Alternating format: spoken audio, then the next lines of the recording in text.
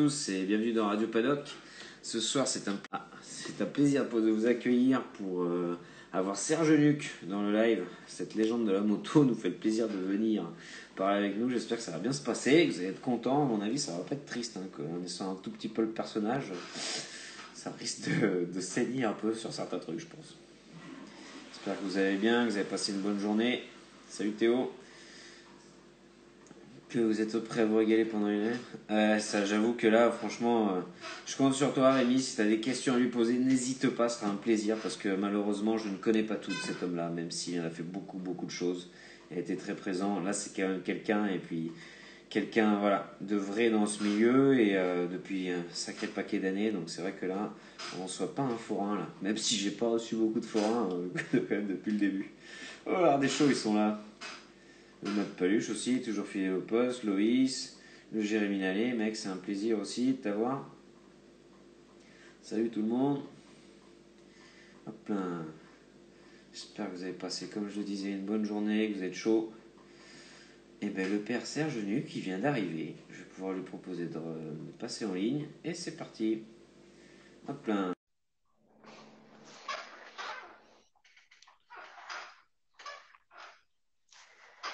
Hop là, ça se connecte. Salut. Yes. Banzai. Tu vas bien? Ouais, super. En forme? T'as passé une bonne journée ou quoi?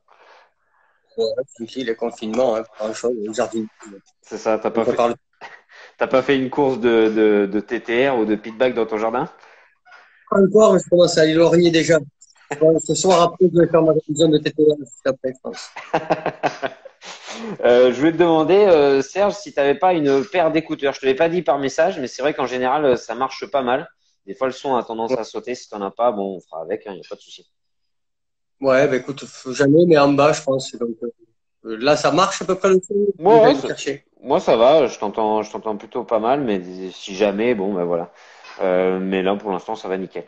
Ok, et ben Et, super. Alors déjà, c'est un plaisir de te recevoir dans le live. C'est vrai que comme il y a pas mal de monde qui l'a dit juste avant, bah, tu es quand même un taulier du monde de la moto. Dans le sens, ça fait quand même un paquet de temps qu'on te voit faire un paquet de conneries aussi. Et c'est pour le plus grand plaisir de tout le monde, et je crois aussi pour le tien. Donc c'est vrai que quand tu vois, j'ai préparé un peu le live, je me suis dit, bon, il va falloir un peu que je révise parce que mine de rien, il y en a des choses qui se sont passées dans la vie de Serge Nuc et de la moto. c'est clair, c'est clair. Et ça passe à une vitesse, c'est la folie. C'est la folie. Hmm. C'est ça qui est beau. Bah ouais, bah c'est vrai que tu vois, bah moi par exemple, juste pour commencer, pour poser le cadre, moi j'ai vu que bah du coup la première année où tu as commencé à faire de la moto et sur une moto qu'on te prêtait en plus, donc tu as été champion de ligue, je crois, par chez toi. Et Ouais, c'était, bah, pour te poser le cadre, c'était mon année de naissance, donc c'était hier, quoi. C'était hier. d'accord, ok. Bon, C'est ça. Ok, bah du coup, est-ce que tu peux nous raconter un peu comment t'es venu à la moto? Est-ce que c'était de famille ou est-ce que vraiment c'était plus pour faire la course avec les copains ou comment ça s'est passé? j'ai découverte de ça parce qu'il y avait une proche à côté de chez moi. On avait fait ça nous avec des mobylettes et j'ai appris plein de choses avec les mobylettes en fait. Mhm. Euh, euh, voilà et à cause de ça, parce que j'allais voir les mecs rouler sur des circuits, je me suis fait prêter des motos et j'ai commencé à faire avec la moto des autres. C'est ce que tu disais, que j'étais champion d'Aquitaine Mhm. sans avoir de moto. Je veux dire, à la générosité de plein de gens qui m'ont aidé à ce moment-là, qui m'ont prêté des motos, qui m'ont fait confiance et qui ont surtout partagé une passion. C'est ce qui est important à ce moment-là. Je savais Mhm. pas à ce moment-là que ça allait devenir mon métier parce que maintenant, ben, de la moto, j'en vis depuis, tu l'as dit, 30 ans, 40 Mhm. ans. Je suis à travers ça et je vis de ma passion, donc c'est génial. Mm. Bah, c'est clair, c'est vrai que bah, il y a beaucoup de gens qui rêvent déjà de manière générale, beaucoup de passionnés qui rêvent de faire de la moto leur métier. Toi, bon, c'est venu comme ça, on va dire que tu avais quand même du talent aussi et puis beaucoup de passion, beaucoup d'envie parce que bah voilà, comme tu dis, il y a beaucoup de gens qui t'ont aidé dès le début pour pouvoir bah, qu'on te prête une moto, c'est quand même pas commun voilà de qu'on te prête une moto que tu sois champion en plus avec, c'est quand même super cool. Et puis après, il s'est passé plein de choses aussi dans ta vie de motard parce que tu as quand même un parcours bah, bien fourni dans le sens, tu as fait beaucoup de choses différentes, quoi. Ouais, ben, c'est clair que j'ai touché à l'enduro au début. Quelque part, j'aurais aimé faire du motocross, mais j'ai Mhm, commencé assez tard. Voilà. Il y a, aujourd'hui, Tom Vial, qui est champion du monde, il a 20 ans. mhm, Moi, quand j'ai commencé, j'ai eu ma première moto à moi, c'est que j'avais 21 ans, en fait. mhm, Donc, c'était vraiment un décalé de ce qui se faisait et ce qui se fait aujourd'hui, parce que c'est maintenant une école. les gamins qui commencent tout petits et arrivent justement à 20 ans, alors que moi, j'ai commencé à 20 ans. Et ça laisse quelque part de l'espoir aussi. Il y a des gens qui ont 20 ans qui nous regardent peut-être ce soir, ils disent, j'ai envie de faire ça, moi aussi, parce que ben, grâce à ma passion et à le vouloir le faire, ben, j'ai réussi à en faire mon métier, à être pilote à un moment donné, et maintenant à être éducateur, à donner des cours de pilotage et à partager toujours ma passion, à rester dans le milieu. Ce qui n'est pas forcément facile. Parce C'est que ben, clair. c'est un peu une vie. Mm. C'est vrai parce qu'en plus de ça, comme tu dis, il y a beaucoup de gens qui arrivent parce que comme Tom Vial, bon après son exemple, il est bien choisi aussi et c'est vrai que il est champion du monde aujourd'hui, donc c'est fantastique. Euh, c'est ça, à 20 ans, c'est quand même incroyable. Et puis parce que c'est aussi beaucoup d'abnégation de la famille, beaucoup de stages, beaucoup de moments passés dans les camping-cars, sur les courses, etc. C'est vrai que c'est un parcours vraiment de toute une famille, de tout un groupe qui s'est réuni autour de lui pour que ça fonctionne. Et ça, c'est fantastique aussi pour lui. D'en être très content et d'en être sûrement très, très remerciant, enfin, de sa famille, etc., de tout le monde qui s'est mis autour de lui pour faire ça. Et puis après, moi, je trouve aussi que peut-être le truc qui a fait que ça devienne ton métier aussi, c'est surtout que tu n'as jamais fait les choses comme tout le monde aussi, je trouve. Tu l'as dit quelque part, ben, quand on était champion d'Aquitaine, justement aussi en endurance, ça Mhm. doit être 91, 92, on était déjà habillés avec des tutus sur les motos, quoi. Pendant la saison, on avait des motos avec des couleurs différentes, avec du Mhm. Véléria, on faisait des petites déco space, et on était habillés avec des tutus, des robes. Et la finale, justement, c'était à Ourtin, on avait été la faire, et là, c'était la classe, on s'était habillé en costard, en fait. Donc, on avait pris le départ de la course, Mhm. un costume cravate, avec la cravate qui volait comme ça. Et c'est ça qui, quelque part, ma force aujourd'hui, parce que maintenant, je me suis retrouvé quelque part des années après chevalier du Groenland, Mhm. dans la dérision, la déconne, pour pouvoir, quelque part, faire de la moto déguisée, mais c'est le pied, en fait. Dès que Mhm. tu rentres dans un personnage, tu peux en faire, ben, quelque part, rire les gens, c'est génial. Bah, C'est génial. c'est clair que c'est une belle réussite de ça, de pas respecter les codes entre guillemets et puis d'arriver à faire rire les gens avec ça. Moi, je crois que le Chevalier du Groenland, c'est venu un peu parce que tu avais un costume de singe, non, sur une course, quelque chose Ouais, comme ça, et du coup, ça a fait un peu parler du monde, et puis du coup, tu as rencontré Michael Cull.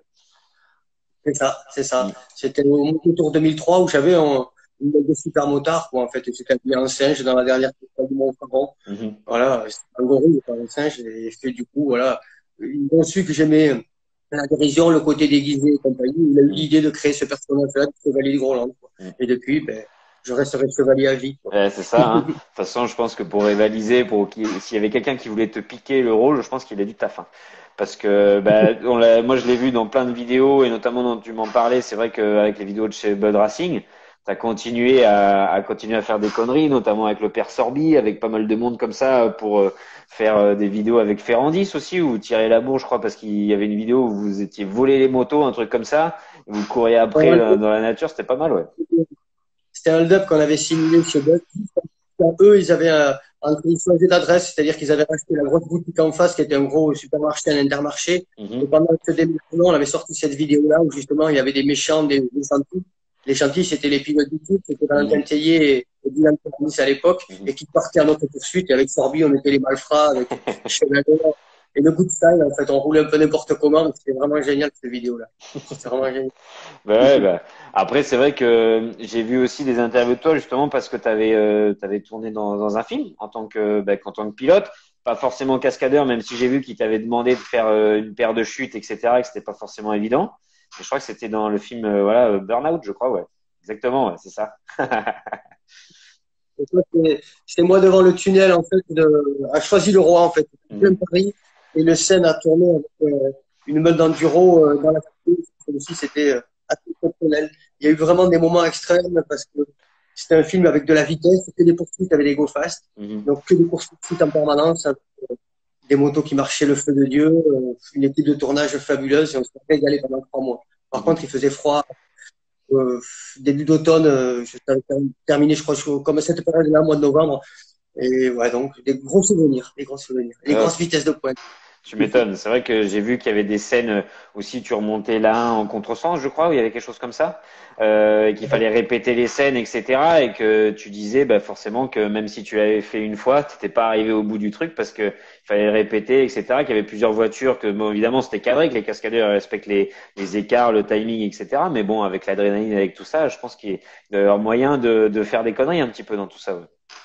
Et là, il n'y a pas le droit, il n'y a pas le droit justement parce qu'il y avait beaucoup de monde et Mhm. c'était des la vitesse est multipliée par deux. Moi, j'avais demandé à augmenter les vitesses parce que je trouvais trop doucement au début, mais heureusement qu'on n'a pas été dans l'excès parce que ça allait très vite en fait. Mhm. Et comme tu le disais, c'est la répétition. En fait. Dans le cinéma, dès que tu fais une chose, tu vas le faire 5, 6 fois. Mhm. Ne serait-ce que pour la beauté du geste, pour que les caméras soient réglées comme il faut. C'est toujours des choses à refaire. Donc, quand tu l'as fait une fois, tu peux être content, mais tu sais qu'il va falloir répéter, répéter, Mhm. sachant que là-dedans, il peut y avoir des aléas. Donc, c'est parfois compliqué et ça demande beaucoup de concentration. Et quand tu as fini, c'est un peu comme après une course, tu relâches toute la pression et ça y est, tu as fini ta journée. Mhm. Mm. Ouais, c'est clair qu'il doit y avoir un peu de la passion pour pouvoir bien faire les choses et tout ça. Et puis, c'est pas facile comme exercice, hein, mine de rien. Ben, ouais, ben, il faut rester concentré, ouais. Mhm. C'est simple. C'est simple, c'est la dernière question aussi, c'est parce que ça, c'est prenant aussi, quoi. Bah, c'est Mm. clair. Et puis bon, tu fais quand même quelque chose qui te plaît, donc forcément, tu as envie que les choses elles soient bien faites, il n'y a pas de souci. Alors après, j'ai vu aussi un truc qui m'a, que j'étais pas du tout au courant, parce que je ne peux pas tout savoir évidemment, et que bah, t'avais été sur le podium de la Gilles Lay Classique. Ah ouais, eh ouais, tu vois, j'ai tous les artifices, on a rien préparé. C'est beau ça. Donc c'est la vérité, ouais. Donc en 98, en fait, j'avais fait le troisième derrière Alguet et sur les Spirol qui avait gagné. Mm. Bah ouais, parce que c'est bon, c'est quand même une course mythique hein, pour beaucoup de monde. Sur le live, là, t'as un des deux jeunes qui l'a relancé l'année dernière avec l'extrême pératoise. Donc du coup, ça va leur faire plaisir qu'on puisse parler un peu de ça. C'est vrai que c'était une sacrée course mythique et quelque chose qui se fait de moins en moins. Donc c'est vrai que le domaine de Peyrat-le-Château, enfin le site, c'est quand même incroyable. Et ouais, t'as dû en ramener des sacrés souvenirs aussi. Et t'avais quoi comme bécane pour rouler là-dedans dans les bourbiers de l'époque?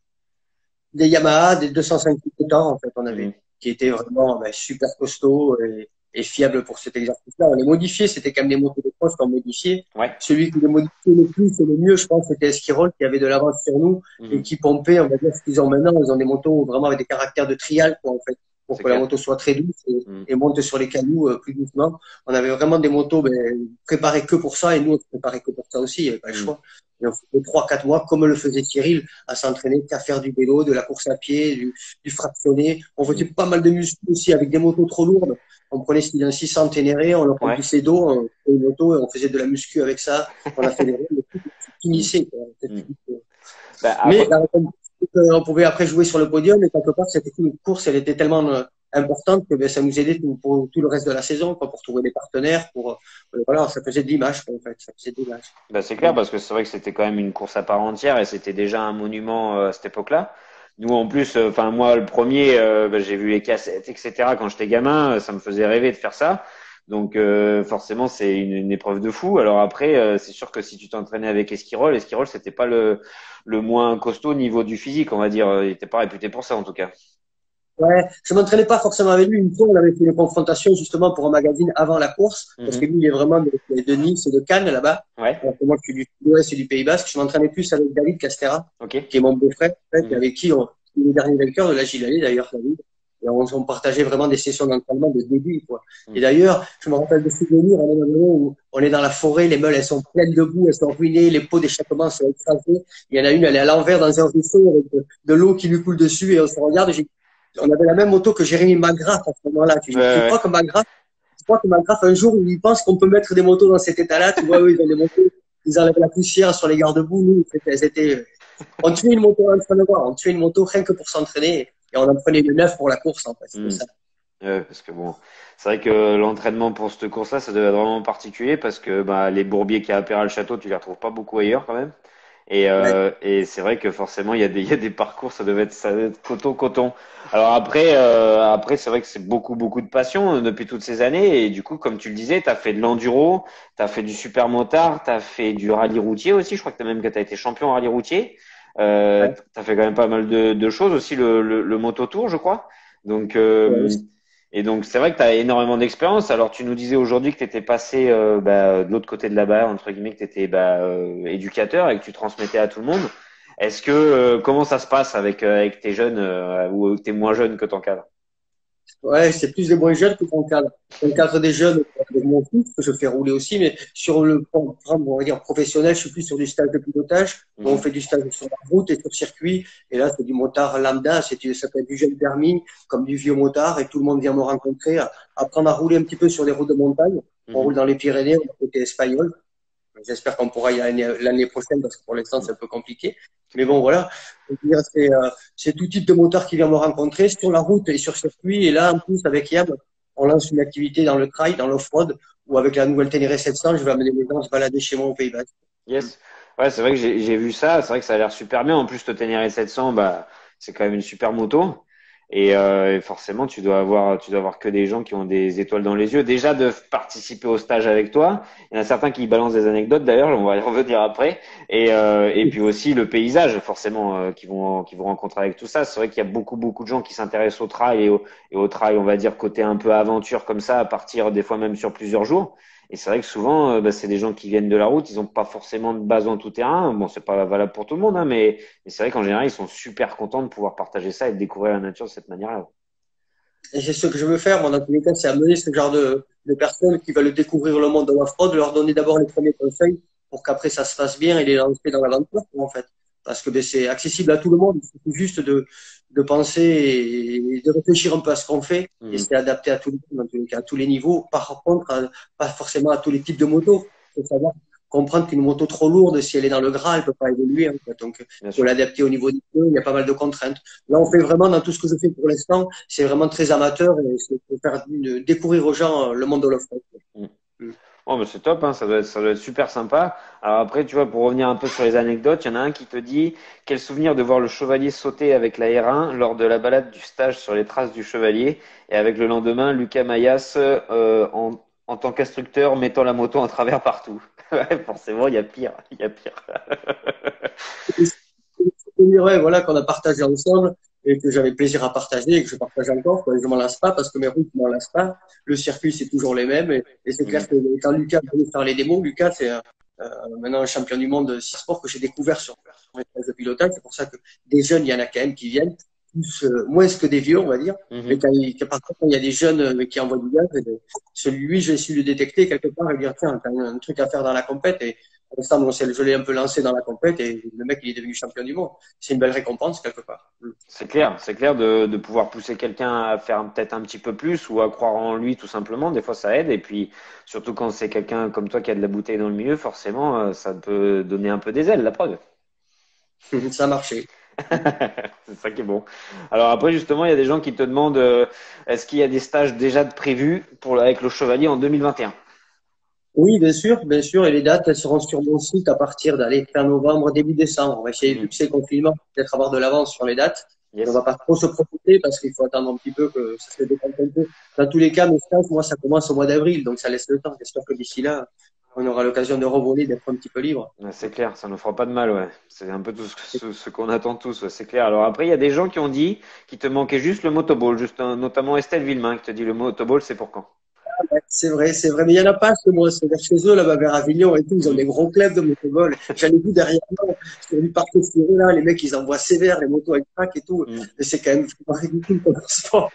Ah, franchement, moi, j'aimerais pas être le gardien en motoball, hein, parce que ça tape un peu quand même, hein. C'est pas que c'est ridicule, mais j'aime pas le foot à la base. Et Mhm. là, avec toute moto, c'est quand même bizarre, quoi. C'est clair. Mais moi, on parle plus de rugby. Alors, avec Roland, on va faire un moto rugby, peut-être un truc où il y a de la percussion, quoi, quand même. Tu Ouais, ce serait marrant, un mélange de rugby, de saut à la perche, de contact, il y aurait des choses à faire, je pense, hein. Ça pourrait être C'est rigolo, ça, hein. je pense. C'est ça, on va les tous. C'est ça. Ok. Et ben du coup, c'est vrai que bah, j'ai vu beaucoup de vidéos, beaucoup de défis, beaucoup de choses avec avec Moto Revue, avec tout ça. Et c'est vrai que tu en as fait. Notamment, je voulais savoir si c'était toujours toi qui avais le record de vitesse sur glace avec une moto avec des clous. Oui, je pense que oui. Après, il n'y a pas 36 mecs dans le monde qui ont été faire ce genre de truc. Mhm. Après, il y a bien des Russes qui doivent rouler. C'est ça. Nous, on a fait un record inofficiel. Hein. On avait roulé à 250 km/h, je crois, sur la glace. Mhm. Et dans tous les cas, on n'a pas pu rééditer parce que le pneu s'était arraché, les morceaux de pneu avaient volé, ça avait été Quelque à la chose. limite, quoi. Mhm. Et la roue est trop lourde, en fait. Il faut savoir que il y a des milliers de clous, on va dire, et ces clous, ils sont lourds avec la vitesse, ça fait un centrifuge et le pneu, ça a arraché carrément un morceau de pneu, quoi, qui n'a pas éclaté, heureusement. Mais d'ailleurs, il y a Bader de Highside qui a Ouais. été je crois que lui, son pneu a complètement explosé, d'ailleurs. Et ça a explosé le bras aussi de sa moto et tout, ça a été chaud. Ouais, c'est un peu Il s'est chaud. pas craché. C'est un peu chaud. Mais bon, après, cela dit, ça reste que de la glace, quoi. Et si tu tombes, tu es dans un grand lac gelé, tu as l'impression que tu vas glisser sur de la farine pendant des kilomètres. Donc, j'ai plus peur d'une bonne spéciale en ligne d'enduro où tu as fond dans les arbres et que ça guidonne, que dans un truc où voilà, tu as un espace de démesuré, tu peux rouler à 300, c'est pas très impressionnant, en fait. Ouais, Ça va peut-être un peu choper le cul. Si tu tombes, ça va peut-être un peu choper le cul, mais même pas. Je faisais moins de 19, c'est ça. Je faisais moins de 19. Ah, quand même, en même temps, pour que le lac, pour que l'espace soit bien gelé, qu'il y ait une belle épaisseur de neige comme ça, je crois que vous aviez reproduit le tracé de Carole à l'échelle 1. Donc forcément, il y avait une belle ligne droite pour pouvoir faire ça. Et C'était le Castellet. le Castellet, ok. Ouais. Mais du coup, ouais, ça devait être sacrément impressionnant. Alors bon, après, c'est sûr que si tu prends le mur de neige, même à 300, ça doit secouer un petit peu, mais c'est sûr que ça doit être moins impressionnant. Tu vois moins les obstacles arriver vite, ouais, c'est sûr. Non, exactement. Ça fait net. Mais ouais, après j'avais vu aussi de la moto sur l'eau, j'avais vu deux trois conneries comme ça. J'avais vu pas mal de dirt track aussi. Est-ce que le dirt track ça te plaît beaucoup ou pas? Parce que c'est un peu tout le temps en travers l'affaire. Ouais, c'est très bien, mais ça manque de pistes. C'est-à-dire qu'il n'y a pas trop de pistes adaptées au flat track Mhm. ou le championnat. Il existe de France, mais c'est un peu compliqué. Les pistes, il y en a à Mâcon, dans le sud-ouest, il y en a Mhm. du côté de Langon, mais vraiment tout au sud, chez nous, il n'y en a pas vraiment. Ok. Et donc, pour pratiquer, c'est pas forcément simple, en fait. Mhm. Et les conditions météo sont forcément aléatoires. Et là aussi, dès que c'est mouillé, ça peut plus rouler, quoi. Mhm. Ça glisse trop, c'est pas forcément pratique. Donc, c'est un peu compliqué à rouler. J'ai une moto, en bas, mais qui ne sert pas à grand-chose, en fait. Malheureusement. Bon, ça peut faire un bel objet de déco, ça, y a pas de souci. Elle est belle, toute rabaissée, elle roule un 19. C'est une belle moto, mais elle roule pas assez, la pauvre. Michette. Mais après, tu vois, on nous pose des questions un petit peu. On te dit, salut, quel œil tu portes sur l'évolution du monde de la moto en général et des mentalités, toi qui as touché un peu à tout et au fil des années. Alors ça, c'est vachement complet comme question. Bon courage. Ouais. Ça évolue bien. Si on veut parler de l'évolution des motos, on peut parler parce que ça, je les ai rencontrés. Vraiment, la technologie et l'électronique sur les motos de vitesse, Mhm. elle s'est arrivée à partir des années 2007-2008. Au début que j'ai piloté ce genre de moto-là sur les motos tours, c'était des 1001. Mhm. Dans les années 2004-2005, il n'y avait pas d'assistance. C'était des vrais monstres. C'était des motos qui faisaient 170 chevaux. Quand tu faisais ça, la main, elle fait ça. Et si tu fais pas ça, ben, tu te retournes. Et tout ça, maintenant, tu peux plus le vivre parce que quand tu fais ça, l'électronique va détecter qu'il y a du cabrage, va Mhm. libérer juste la puissance qu'il faut pour que la roue, elle cabre à ça du sol et que tu risques pas de te retourner et que tu sois que efficace. Et Mhm. c'est des motos qui te permettent maintenant de plus t'amuser, d'être encore plus en sécurité, et pas forcément d'avoir l'impression d'aller plus vite, mais d'être beaucoup plus efficace et sécurisé. Mhm. Donc c'est quand même un gain technique qui fait que ça sécurise le pilote et il y a plus de plaisir rapidement. Alors Mhm. avant, c'était dangereux ces motos-là. Ouais. Quand tu pilotais 1000, si tu accélérais trop fort en sortie de virage, tu te faisais forcément éjecter, quoi. Ce Mhm. qui faisait qu'un Grand Prix 500, des mecs comme Saron, quand il n'y avait pas l'électronique, faisaient des gros high side, faisaient des gros échecs parce que Bien les sûr. motos étaient trop puissantes. Mhm. Et tout ça, l'électronique a abonné ces problèmes-là. Et quelque part, maintenant, je vois justement dans l'éducation et sur les circuits qu'il y a des mecs qui louent des motos assistées, mais ils se font plaisir, mais grave, ils repartent les mecs avec une balade. Alors que le même mec, il y a 10 ans, quand il venait, il était aussi généreux que lui, ben, il tombait, parce que parfois on est un peu euphorique sur un circuit qui Bien découvre la sûr. chose. Mhm. C'était trop gourmand, mais les plus gourmands sont les premiers récompensés, ce que je dis malheureusement, mais les mecs un peu chauds dans tous les cas, ils finissent mal. Mais grâce à l'électronique, ça les sécurise, donc plutôt bien. Bah ouais, c'est vrai que c'est top, c'est une belle analyse parce que ça amène beaucoup de sécurité, beaucoup d'efficacité sur les machines et même pour tout le monde. Comme tu dis, je pense que des fois, le mec qui va être un peu trop généreux, il va être quand même content qu'il y ait l'électronique qui le sauve et qui lui permet d'être efficace plutôt que de se mettre la boîte du futur juste parce qu'il en a mis un petit peu trop, quoi. Après, ouais, ça amène pas que des mauvais côtés électroniques parce qu'après, c'est toujours deux écoles qui s'affrontent, hein. Dans le sens, il y a des gens qui Ouais. disaient qu'ils avaient plus de sensations à quelque chose qui était complètement sans électronique, on va dire totalement analogique, on va dire. Et puis du coup là, forcément, il y a plus de systèmes qui aident, mais en même temps, les motos elles sont tellement puissantes aussi que je pense que c'est bien c'est qu'il y ait de l'électronique quand même. Mais il n'y a pas le choix. Il Mm. n'y a pas le choix. Et on va en voir venir aussi dans le tout-terrain, dans tous les cas, tout ce qu'on découvre dans la vitesse. Mm. Et on voit quelques années après débouler en tout-terrain. Là, il y a des motos qui ont des tractions contrôle, des assistances de départ, et Mhm. ça va dans ce sens-là, dans tous les cas.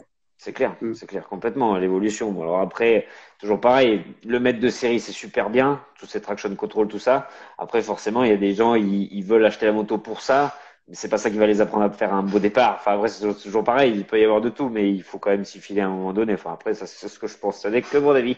Justement, on te demande un petit peu, toi qui as fait des choses un peu folles, est-ce que tu as déjà pensé au Tourist Trophy ou pas? Je l'ai fait. Bah, tu vois, j'étais pas au courant. Alors, comment ça s'est passé? Pas bien, bien et pas bien parce que j'ai vu un mec se tuer devant moi dès le premier jour d'essai. Mhm. Donc, ça, c'est de très mauvais souvenirs. Après, la course en elle-même, c'est la course la plus folle que j'ai jamais pu faire. On parlait de la Gilles Allais, de mototour, de rallye routier. La course la plus folle que j'ai jamais faite, c'est le Tour de Trophy. Parce que les vitesses sont folles. Les motos qu'on a pour rouler là-bas sont folles. Moi, j'avais une erreur de 2005 à l'époque. Voilà, c'est fabuleux de pouvoir mettre une moto à fond Mhm. autant de temps sur un circuit, ça c'est impossible de faire sur n'importe quel circuit qu'il y a dans le monde. Il n'y a que là-bas en fait où c'est aussi rapide. Et ouais, c'est la folie. C'est un moment de liberté, de folie complète quelque part. Mais Mhm. presque parfois un peu trop parce que Ouais. ben, on en perd la vie. C'est pas cool. Bah, après, c'est sûr que tu vois, quand tu vois des mecs que tu as pu retrouver des fois sur des circuits de flat track, etc., comme Guy Martin, etc., quand tu vois les boîtes que les gens ils se mettent, ou comme tu dis, bah, ouais, quand tu commences et que tu as un mort devant toi, forcément, ouais, ça refroidit. Tu sais que là, le risque que tu prends, il est quand même extrême, quoi. C'est poussé à l'extrême. Donc, un plaisir immense avec une prise de risque immense, ouais. C'est proportionnel, quoi. C'est ça. Mm. C'est Mm. ça. Donc c'était presque un peu trop pour moi. Et quelque part, je ne suis pas retourné parce que ben, j'ai pas envie de me faire manger par la machine. Mm. Mm. Ouais, parce que après, bon, c'est vrai que souvent, quand tu regardes des films avec les frères Dunlop, avec tout ça, avec McCullin aussi, tous les mecs qui expliquent justement que bah, des fois, sur certains passages, pour faire des enchaînements de virages, il faut des fois 2, 3 ans pour bien les faire, pour les faire parfaitement sans se poser de questions. Et que si tu te poses la question, de toute façon, tu vas le payer cher. Du coup, c'est vrai que c'est vraiment tourné à l'extrême. Alors après, moi, tu vois, dans les stages que je fais avec les gamins, par exemple, il y a toujours un soir dans la colo où on leur passe des films, où on leur montre des images du Titi, tu vois, juste pour que ils réalisent un peu. C'est ça. Mm. Non, les gamins, ils hallucinent, hein, c'est sûr, parce qu'ils ont jamais vu ça. Et puis voir les motos passer à 300 au milieu des baraques, forcément. Après, je suis pas sûr que ça leur donne toujours les meilleures idées. Ça, je suis le premier à dire, il y a pas le souci. Mais après, c'est juste pour qu'ils voient un peu l'engagement que ça demande et un peu la prise de risque qui est un peu extrême, qui est là-dedans, quoi. Et c'est vrai que c'est assez particulier. Ouais. Bah après, bon, peut-être que c'est un peu comme le Touquet, dans le sens, c'est peut-être une chose à faire quand tu as l'occasion de le faire une fois dans une vie. Ouais. Mm. Mais justement, c'est mon prochain challenge, c'était ça normalement, parce que j'arrive à 50 ans, j'ai jamais fait le touquet, Ok. et je voulais faire le touquet tout seul. Mm. Je Mm. vais rien dire, mais je pense que c'est quand même un peu mal barré. Mais Ouais. bon, j'espère pouvoir le faire à 51 ans. Voilà. C'est ça. Et du coup, ça me fait penser que bah, peut-être que tu vas te retrouver à le faire avec ton fils bientôt. Oui, parce que lui, il roule, il a déjà fait deux, trois fois en 85, il roule en Mhm. 125 à balle, 125 kilos, parce qu'il fait le championnat de France de sable. Ouais. Et si je le fais, c'est un peu pour ça aussi, c'est que il a fait le shot, lui, en 85 Y, c'est papa qui avait préparé la moto, donc elle était bien préparée. Donc, c'est un peu le shot. Et en fait, voilà, j'aimerais bien faire comme mon fils. En fait. Mm. On fait du truc à l'envers, nous, chez nous. Tu vois, c'est pas le fils qui veut copier son truc. J'avais fait le ticket, donc si je pouvais faire le shot comme mon fils, ça serait génial. Donc on a l'idée de préparer une moto un peu profilée, toute rose, qui irait plus vite que les autres. C'est ça. Donc, mais ça reste parce que normalement, on n'a plus le droit d'avoir les grosses motos. Mhm. Donc c'est garder la cylindrée qu'il faut, mais ultra préparé pour pouvoir faire ce genre de choses-là. Donc on va croiser les doigts, mais si je ne pas Oui, c'est sûr. l'année prochaine, on va y Mm. croire. Bah ouais, On bah se c'est dira. clair, ça donne envie de voir ça, en tout cas, c'est sûr. Rien que moi, je suis prêt à traverser la France rien que pour voir ça. Mais parce que franchement, c'est sûr que ça peut être un monument et puis ça peut être cool. Le petit défi entre père et fils, c'est quand même sympa. Je vais te donner un scoop, hein, c'est quand même si le Touquet n'a pas lieu cette année, j'allais organiser un show. Mm. Pardon, j'ai pas bien entendu, ça a coupé. Si le Touquet n'a pas lieu cette année, je vais en organiser un chez moi. Avec mon fils, justement, les trucs, on va refaire un Louis Garder, mais version de Touquet, on va se faire livrer du sable, et puis là, on en reparlera. On Mais fera, on fera un live pour Radio Paddock pendant la course, ça va durer 3 heures, hein, si les infos, je te dis. y a pas de souci, moi je me mettrai au bord de la piste et je trouverai des conneries à raconter, y a pas de problème. Ça c'est bon ça. Et justement, tu vois, on te demandait un petit peu par rapport au retour sur la Gilles Allais dont on a parlé juste avant. Qu'est-ce que tu avais pensé toi cette année de l'extrême Perratoise justement? Génial, génial, génial. Bravo Mm, aux organisateurs qui ont eu les couilles de réorganiser cet événement-là. mhm. C'était pas simple, je pense que c'était un sacré défi, mais ils ont vraiment réussi. Je me suis replongé 20 ans après dans l'ambiance de la Gilallée. Quand des doigts, ils ont réussi à tout recréer, une ambiance, un truc génial. Mm, Bravo, bravo. Le seul truc, c'est que j'ai entendu dire que ça n'avait pas lieu normalement l'année d'après. Bon, maintenant, c'est compliqué, mais mm. c'est pas Ouais. grave. En tout cas, on en a profité, ça c'est certain. Bah, c'est clair, moi malheureusement j'y étais pas, mais c'est vrai que les images que j'ai vues bah, avec là on va dire la liesse populaire qu'il y avait tout autour, c'était fantastique de revoir tous ces mecs bah, prêts à tirer des motos, à gueuler, ça faisait vraiment un couloir, on se serait pris presque au rallye du Portugal comme à l'époque, quand les mecs qui s'écartaient devant les bagnoles pour passer, bah là ça faisait un peu pareil avec les mecs qui vont avec les motos, c'est quand même fantastique quoi. Moi c'est vrai que j'aime beaucoup ça, le fait de voir autant de monde perdu dans les bois pour venir regarder des motos monter et galérer dans la boue, c'est incroyable, c'est génial. C'était pas folie. Dans le point spectaculaire 1 où j'étais, ouais, justement, pour voir ce truc-là, et là, on a retrouvé cette ambiance-là où c'était, ben, les gens se poussaient au fur et à mesure que les motos arrivaient, et un monde, mais de dingue. Et d'ailleurs, c'est peut-être pour ça que ça se fait plus, d'ailleurs, non? C'est Et parce que ouais. c'est trop populaire, trop de succès, je pense, que c'était pas. Mm. Ouais. Ouais, c'est quand même dommage, c'est quand même dommage. Alors après, justement, on te demande un peu, ben, pourquoi pas un Dakar? Je vois quelque part qu'on a posé ça dans les questions. Est-ce que ça te tente ou pas du tout? Parce que c'est particulier aussi, quoi. Pareil, c'est particulier aussi. Ça m'a tenté. À un moment donné, j'ai voulu y aller pendant que je faisais de l'enduro dans les années, on va dire, entre 95 et 2000. J'avais pas trouvé les thunes pour y aller, donc j'ai Mm, continué à faire que de l'enduro. Voilà. Ça m'a tenté, mais ça aussi, ça m'a un peu aussi refroidi parce que ben, c'est mon boss, David Castera, qui l'organise maintenant. Lui, il a fait 5 fois et il est rentré 2 fois en hélicoptère, quoi. mm, Donc la course, elle est dangereuse. J'ai perdu des amis là-bas aussi, des mecs comme Richard French, pas forcément au Dakar, mais sur ce genre de course-là. Donc ça me montre aussi que j'ai fait le tourisme aussi, mais il y a peut-être une course encore plus folle, ce serait peut-être le Paris-Dakar à certains mm. moments. C'est Ouais. une vraie course de fou. Après, ce que je regrette énormément, c'est que depuis, j'ai roulé justement en Afrique, un peu au Maroc ou quoi, et Mm, j'aime ce pilotage de freeride, de rouler à vue, quoi. C'est quelque chose qui me plaît énormément, quoi. ouais. Maintenant, je sais que c'est jouer avec le feu parce que c'est très dangereux. Maintenant, à la vitesse où vont les gars là, c'est encore un autre monde. C'est C'est encore clair. un autre monde. C'est clair, Mm. bah, déjà quand tu vois un petit peu au fur des années, au fur et à mesure des années, bah, comment les tops ils se mettent des volumes du futur bah, parce que ils ont mal lu un peu le roadbook ou qu'ils se sont un peu trop avancés ou qu'il y avait une mauvaise pierre cachée ou une herbe à chameau, ce genre de choses. Forcément, c'est super dangereux. Alors après, comme tu dis, je pense que c'est peut-être ouais la vitesse c'est quand même moins importante forcément, mais c'est l'implication du fait d'être perdu tout seul au milieu du désert de faire tout ça, de faire cette aventure-là, elle est quand même différente. C'est peut-être, ouais, je sais pas. C'est vrai que de base, on se dit toujours qu'avec le facteur vitesse du Tourist Trophy, bah, c'est la course la plus folle du monde. Après, c'est sûr que Ouais. le Dakar, c'est pas la plus raisonnable. Ça, c'est sûr et certain. Ouais. Je pense que c'est tiré un petit peu la bourre, ils sont dans la spie, quoi. Mm. C'est ça. Mais bon, je crois que là, au niveau compétition des pilotes les plus jovards, je pense ouais, ils se tirent la bourre, il n'y a pas de souci. Alors après, tu vois, on te demandait un petit peu, tac, tac, tac. Alors, je suis remonté, c'est parti justement. Apparemment, tu as fait des stages rallye. Alès, apparemment, tu es encadré du monde pour faire ça. Ça doit être sympa, ça aussi. Ouais, alors ça, c'est un super spot parce que sur la piste du pôle mécanique d'Alès, ils ont une Mm, piste de rallye vraiment typique au rallye voiture avec des descentes, des routes cabossées, des freinages défoncés, des cuvettes, des dévers, tout mm, ce que tu peux retrouver sur une route défoncée qui est là à titre fermé, parce que c'est dans l'enceinte du circuit.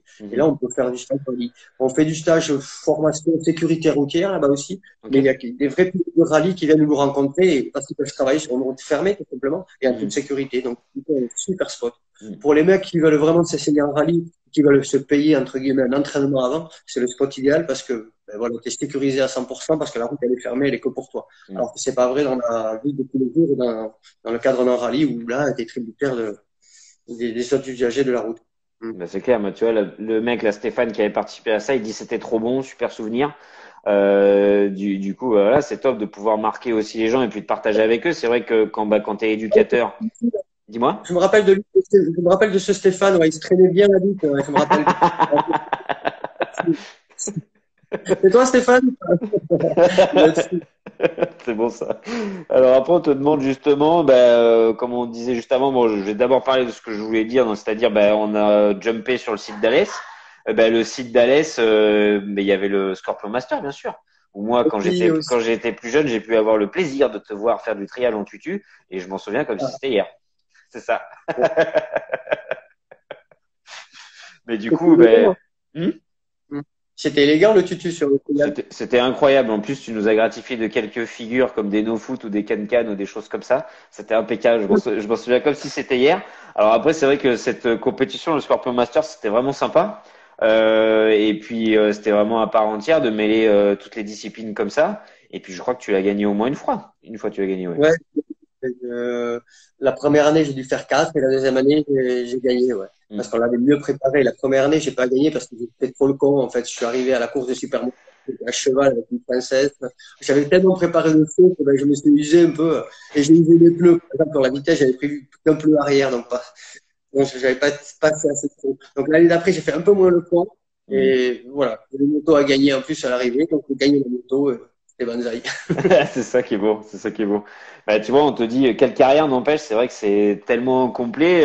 Est-ce que pour toi, tu as fait tout ce que tu voulais ou comme tu disais, bah, il te manquait le Touquet, que c'était peut-être bah, l'année prochaine ou l'année d'après, ou est-ce qu'il y a autre chose encore qui te ferait envie? Bah, déjà, ça, c'est bien. C'est la style Villemin l'a dit, peut-être du motoball, mais non, non, du motorugby. Je vais rester sur le motorugby.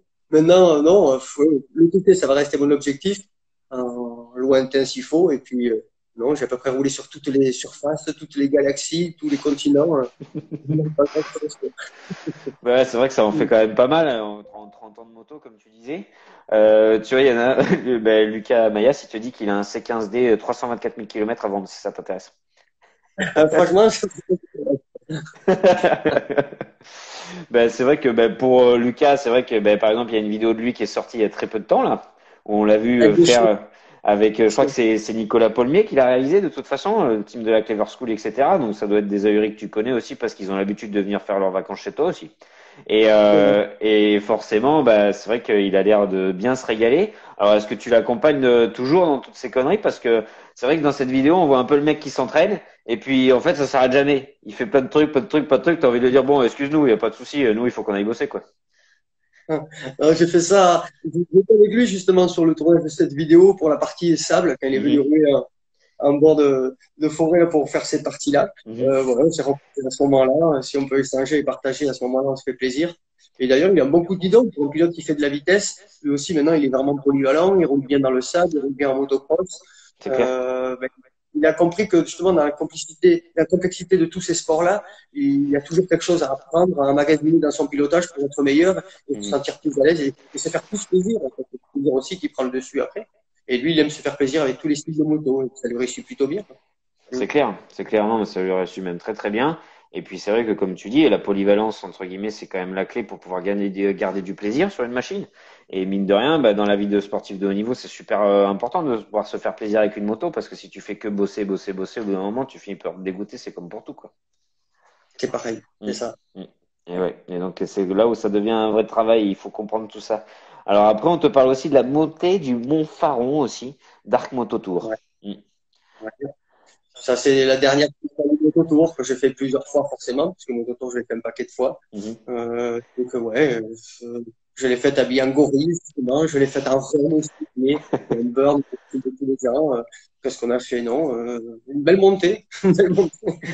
C'était Bah ouais, c'est vrai que ça devait être mémorable. Bah, je crois que de toute façon, avec tous ces déguisements et tout ça, t'as quand même marqué pas mal de monde. Parce que justement, le fait de ne pas le faire comme les autres, tu vois, on te dit Bernardo aussi, on te dit tout ça, donc c'est vrai que c'est rigolo. Alors après, justement, est-ce que l'art du déguisement, c'est quelque chose que tu cultives depuis longtemps ou ça t'est venu comme ça? Non, c'est depuis longtemps, j'ai toujours aimé un peu me déguiser, faire des conneries un peu et le truc parfois trop sérieux en dérision, c'est ça aussi très rigolo. Et pourvu que ça dure. C'est ça, hein. C'est ça, il faut pas perdre la connerie ou en tout cas la bêtise comme ça qui est quand même fantastique. C'est vrai qu'avec, on nous dit avec Lolo Cochet, bah forcément vous avez dû en partager un paquet des conneries tous les deux. C'est clair. Mais justement, le trip dont tu parlais en Laponie, c'est Hmm. un trip qu'on avait fait ensemble. On avait fait un bon dossier aussi dont on me parle souvent, c'était l'ange de la route. Où là, Ouais. c'était de la connerie, quelque part de la sécurité. Il y a pas Hmm. mal de moto-écoles qui pensent ça à leurs collègues avant de faire pratiquer pour leur faire comprendre des trajectoires, des choses comme ça. Et avec Lolo, on a fait du sérieux, de la connerie. On a toujours rigolé et ça a toujours plu aux gens, en fait. Hmm. C'est ce qui faisait la force du truc. Et lui, maintenant, il continue de son côté. J'espère un jour qu'on pourra faire d'autres choses ensemble. Et puis voilà, quoi. C'était toujours un plaisir de partager des vidéos avec lui, ouais, c'est clair. Bah, c'est sûr. Et puis c'est vrai que bah, pour avoir suivi un peu ces vidéos où il fait le cap to cap, c'est fantastique. Enfin, en tout cas, l'expérience qu'il nous transmet, les choses dures aussi qu'il a vues là-bas, parce que c'est quand même incroyable. Moi, j'aimerais beaucoup l'avoir dans le live, le Laurent Cochet. Donc c'est vrai que je vais œuvrer pour ça. Mais c'est vrai que ouais, bah forcément, avec des mecs Patrice comme ça, où tu joues sur le décalé et qu'au final, tu vois, comme tu le dis, bah ton exemple, il est pris dans les moto-écoles, c'est quand même fantastique. C'est quand Mais même fantastique. c'est ça qui est bon, c'est ça qui est bon. Mm, C'est que seulement dans la dérision, on arrive à faire des choses sérieuses et à bien le faire aussi, c'est ça qui est bien. mm. C'est le Ouais, côté pro du truc. ouais, l'utile à l'agréable, c'est quand même vachement pratique. Alors après, on te demande, qu'est-ce que tu penses des gars de iSad en cross? Je pense que c'est rapport à la vidéo chez Bud qui a fait parler. Ouais, Mm, ouais, mais non, forcément, c'était un bon souvenir aussi. On avait fait 2 jours de tournage là-bas, à Magesque, sur une piste mm, qui n'était pas facile. Et les mecs, ils se sont bien débrouillés parce qu'après, il y a Adrien, ben, c'est quelqu'un qui est doué, qui a un bon coup de guidon, qui est journaliste, mais qui a pu très bien être pilote et qui est pilote un peu, on va dire, parce que maintenant, il fait quand même pas mal de courses. Et ouais. tout ce qu'il fait, lui, il claque des doigts et ça marche. Donc, sur la technique de sable, je leur avais donné 2, 3 conseils pour que ça aille mieux. Et forcément, lui, il les a direct mis en application et su les répéter après pour se faire plaisir et bien pratiquer. Donc, non, c'est un bon souvenir. Ils en ont chié. Voilà ce qu'on me dit souvent, il en a fait chier. On va sortir une vidéo normalement avec Bud, ils vont en chier encore plus. Il y a pire, il y a pire. C'est ça qui est bon. Tu vois, l'année dernière, on est venu faire une semaine justement chez Bud avec les gamins de mon école. On s'était déplacé une semaine à la Toussaint justement l'année dernière. Et en fait, je leur ai montré cette vidéo-là avant d'aller sur le circuit pour qu'ils imaginent un peu sur quoi ils allaient tomber, parce qu'on avait beaucoup de gamins bah, qui n'avaient pas jamais fait de compète, qui n'avaient jamais fait de course, j'avais jamais, bah, tous, il y en avait quasiment aucun qui avait roulé dans le sable. Et en fait, ils ont tous cru qu'on allait leur mettre les œufs sur la selle, etc. Et qu'ils allaient devoir faire ça. Donc du coup, c'était trop bon, quoi. C'était génial. C'était génial. Centrifugeuse, les mecs demandent de la centrifugeuse, ils veulent tourner un rond comme des cons. Ça Ouais, leur bah, plaît. ça, ouais, je leur ai fait faire et puis c'était marrant parce qu'au final, bah, quand il y en a un qui est tombé en bas, les autres ils faisaient exprès de lui mettre du sable plein la gueule. On a bien rigolé toute la semaine avec les gamins, c'était nickel. C'est un bon moment de détente, ce spot-là, c'est clair. Ouais, c'est clair. Bon, franchement, pour pouvoir pratiquer et sur un spot aussi grand avec des beaux tracés, avec beaucoup de choses comme ça, c'est vrai que c'est magnifique. Mais de toute façon, tu t'en souviens peut-être pas, mais après parce que tu dois en faire aussi beaucoup, des photos parce que les gamins, je te les avais envoyés dans le paddock, ils avaient fait une photo avec toi, ils étaient repartis, ils étaient heureux, mon pauvre. Mm. Ah, ça y est, je me rappelle, je me souviens.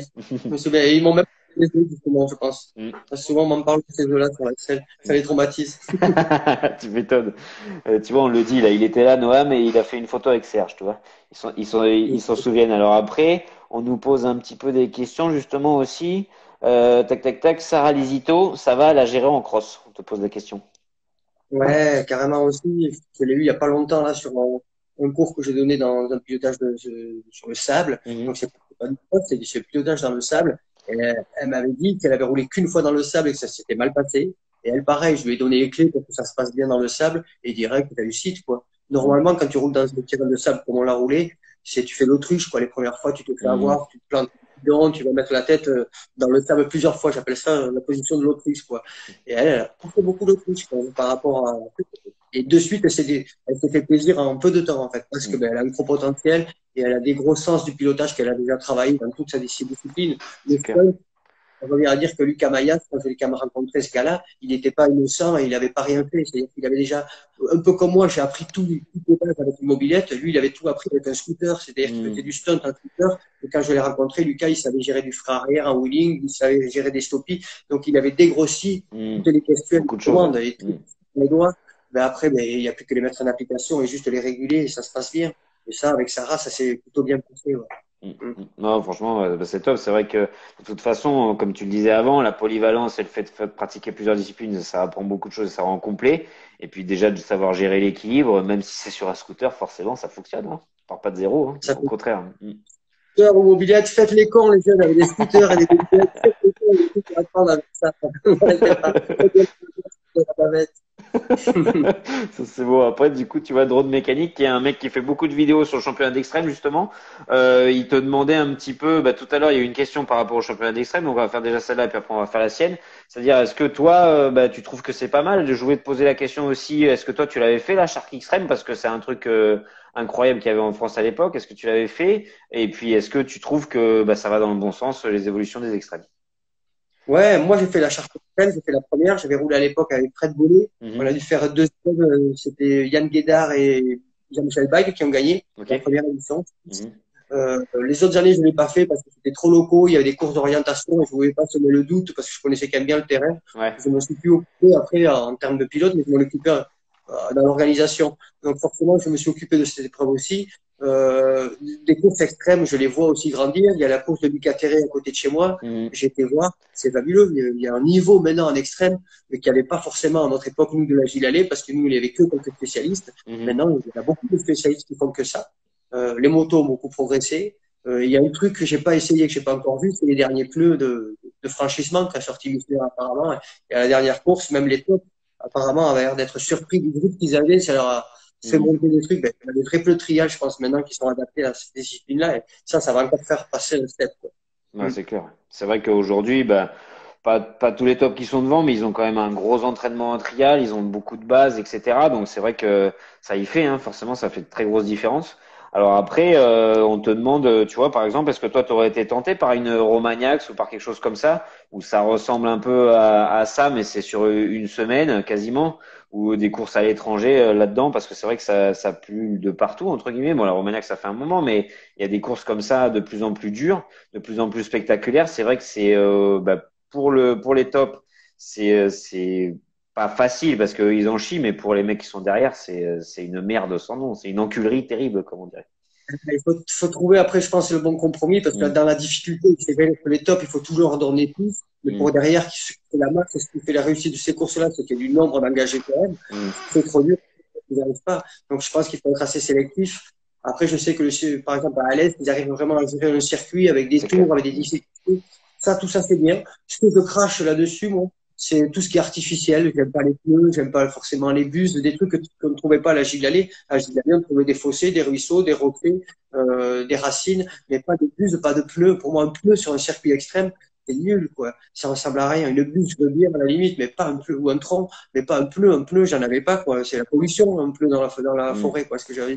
Et ça, on en trouve. Et le nombre de poignées que ça fait casser les pneus posés de camions en travers sur les courses d'endurance en extrême, pas en extrême, mais même des trucs locaux. Parfois, les mecs, ils font ça. Ils font une partie un peu extrême où les mecs, ils coincent les roues avant dans les pneus, ils passent par-dessus les guidons, ils se pètent les poignets avec les protège-mains.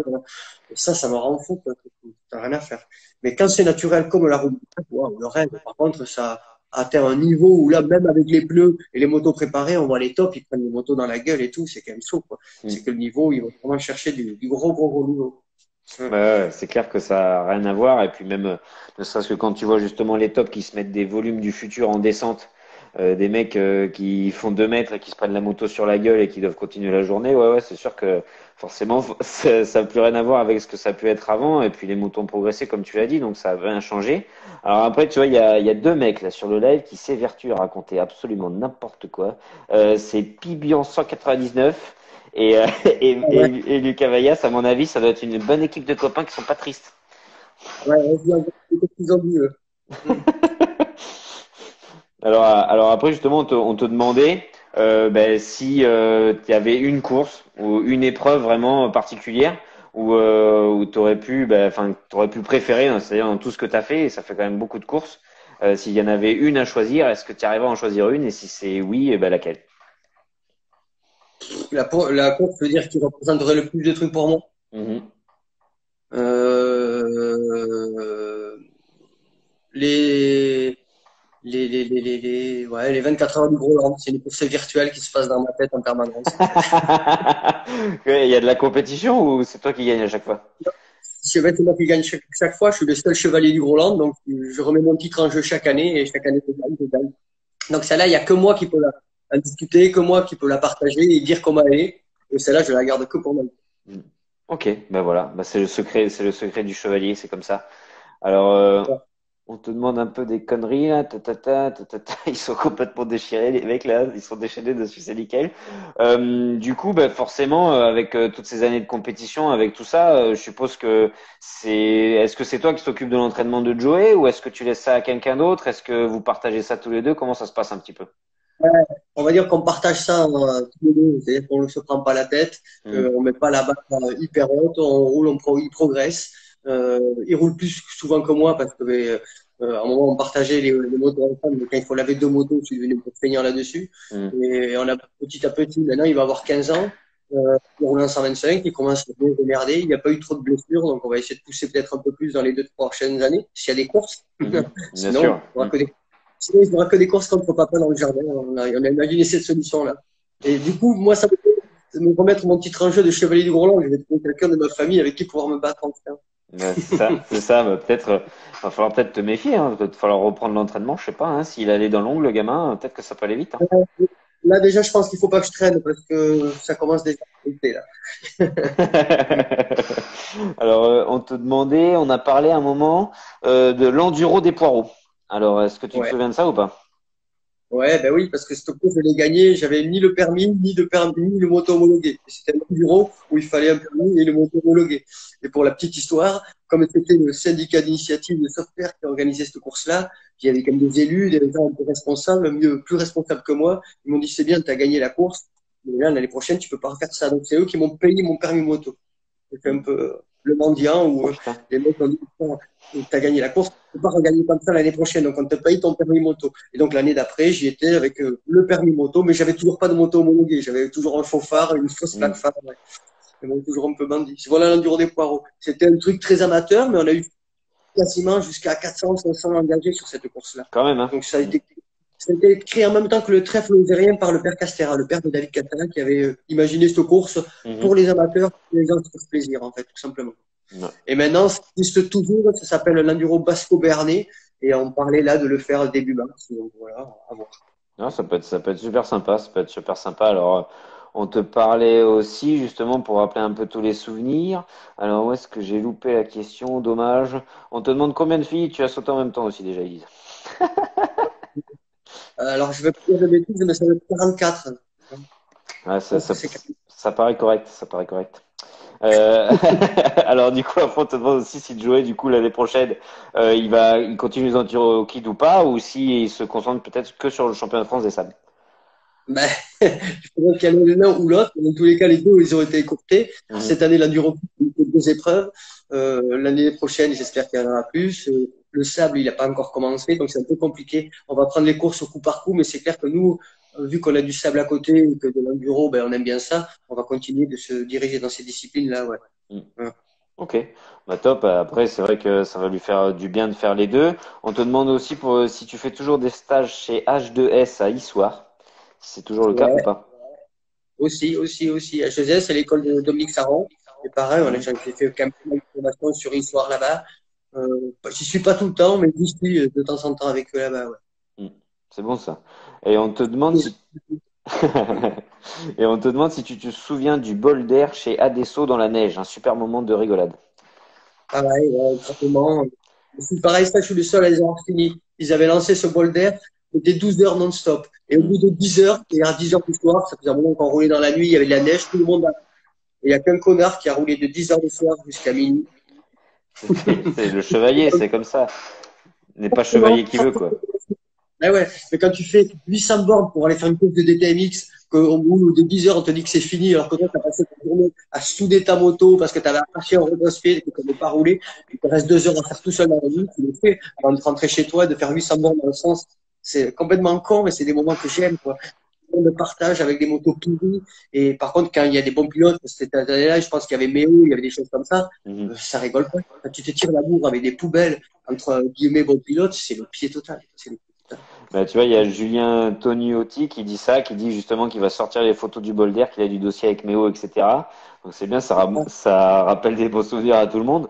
On te demande aussi si tu serais chaud de faire une manche du DTM, enfin une manche du championnat de France enduro en DTMX, un peu comme le fait notre ami Greg Gilson avec son 125 XLS, à voir si tu serais chaud de faire ça. Il va falloir que j'aille le punir un peu, là. Il arrête pas avec sa XL archi préparée de la mort. Donc moi, je vais prendre 250 de TMI. On va doubler la cylindrée s'il faut. Et on va dire le chapeau, il faut qu'il y ait une confrontation avec ce gars-là.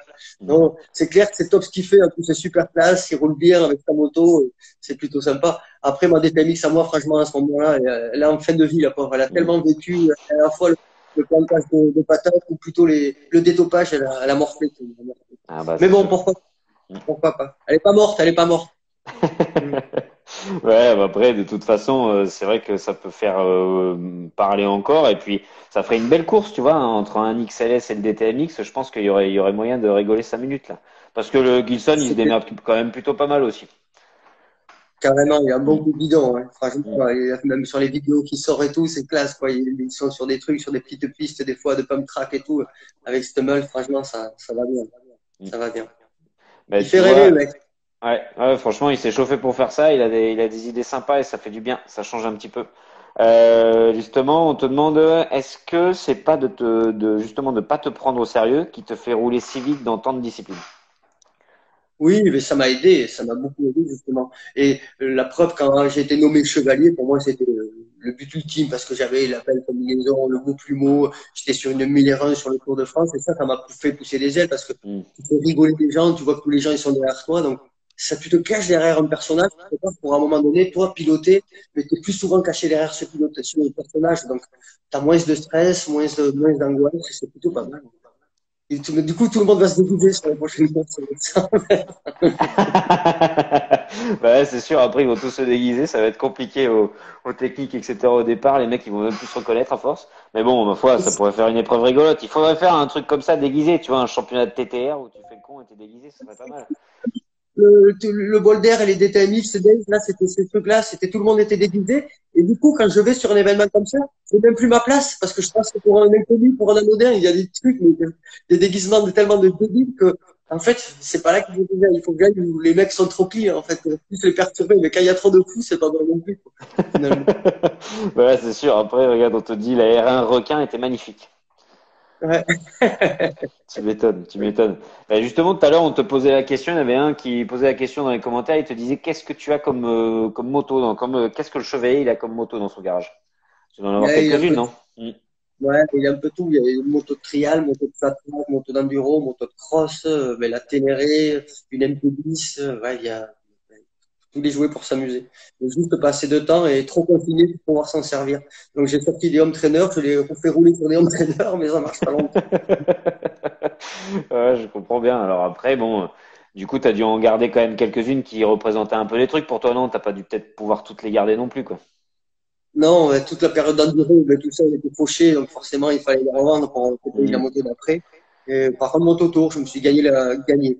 J'ai gardé la moto avec quoi j'avais gagné Moto Tour et fait le Tourist Trophy, ouais. Ça Mm. fait un bon souvenir, une belle moto, ancienne génération. Et qui, quelque Mm. part encore, quand une fois je la prends pour la faire chauffer un peu, elle me fait peur, quoi. Donc c'est une bonne moto, ça. C'est une bonne moto. Ouais, j'imagine bien. Ouais. Bah, en tout cas, tu vois, on arrive dans les 2 dernières minutes du live, donc ça va quand même super vite. En même temps, je m'attendais un peu à ce que ça fasse ça, étant donné tout ce que tu avais fait, toutes les anecdotes que tu avais racontées. Donc, je suis pas déçu du voyage, hein, bien au contraire. Je suis très content d'avoir pu t'accueillir dans le live. Je voulais te remercier d'avoir accepté l'invitation et puis de nous livrer tout ça, tu vois, de manière nature et de pas te prendre la tête. Enfin voilà, fidèle à toi-même, quoi. Merci à tous. J'espère que ça a bien marché au niveau du son et de l'image, parce que c'est grolandais. Ici, on est quand même ravitaillé par les corbeaux et ça a bien marché. Moi aussi, j'ai passé un bon moment avec vous, en tout cas. Mm. Mm. Bah ouais, c'est ça. Bah non, franchement, c'est top. Merci beaucoup. Et puis, je vais te laisser le mot de la fin. Peut-être que tu as une bonne philosophie à transmettre à tout le monde. Attention, c'est maintenant.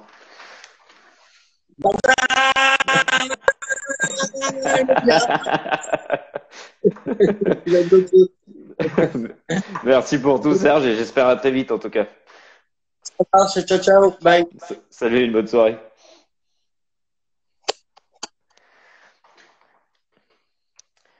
Et voilà, c'était le live stratosphérique avec Serge Nuc. Merci beaucoup à tous d'avoir suivi ça. Merci beaucoup à nos amis les commentateurs qui m'ont bien cassé les couilles, je dois vous le dire, à me voir me parler de guitare. La prochaine fois, j'enlève. Et puis de toute façon, Maya Lucas, continue à faire des vidéos. Tu montres à tout le monde que tu fais plein de trucs, c'est bien, on est content. Allez, je vous souhaite à tous une très bonne soirée. Et puis je vous dis à très vite et sûrement demain, donc avec notre ami Loïc Minaudier pour parler du Dakar, entre autres, et du Rallye Raid. Allez, une bonne soirée à tous. Salut.